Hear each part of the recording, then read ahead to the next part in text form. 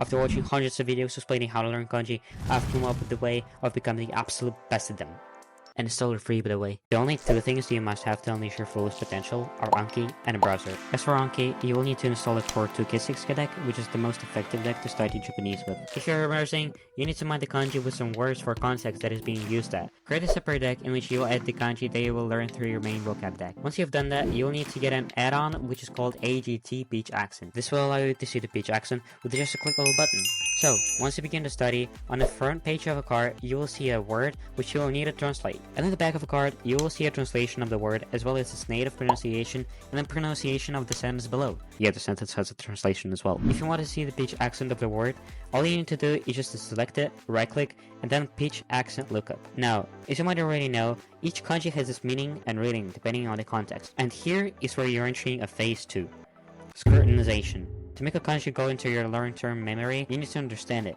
To do so, go to your browser and search Jotoba. There are a couple of other great dictionaries, but I'm using this one because I find their UI more convenient than others. Once you're on the main page, simply select kanji and paste the kanji that you didn't understand on your deck into the search bar. Here you can see the translation, its onimi and konimi readings. Under that, there are the main radical and parts on which you can click and it will show you its meaning. You can also write the kanji into your notebook, which is simply following the stroke order located under the parts section. You also write its meaning and readings for the better understanding. This part is not necessary for you if you're not planning to move to Japan, where you're obliged to do your paperwork. Once you understood what the kanji is made out of, you can go to the next phase. Acquisition. Go to Saikokuhi. The site is the golden mine for those who want to memorize the kanji with low effort. It provides with the stories to memorize the kanji based on its compounding parts. You can find a story that is best for your memorization, because there are literally hundreds of stories per each kanji. Or you could just write your own. So it's basically like an RTK, but it's interactive. But there's something you must be aware of.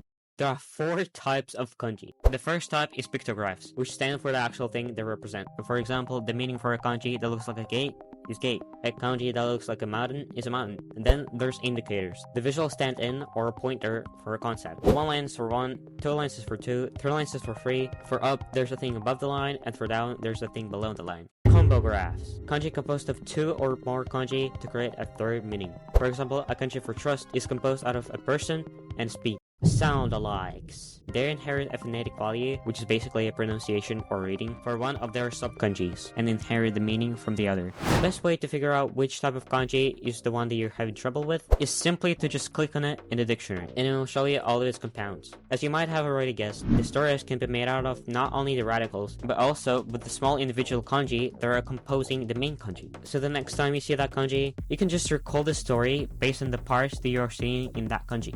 Memo. You get it? Because memo kinda sounds like memo. I'm sorry. Everything that is left to do is to retain that information. It's time to pull out the biggest weapon.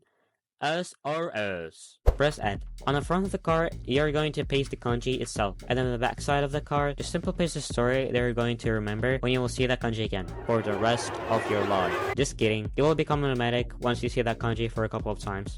Or not. Under the story, paste its translation, its onimi and konimi readings from the dictionary, along with the parts if needed. Select the deck that you previously created and click add.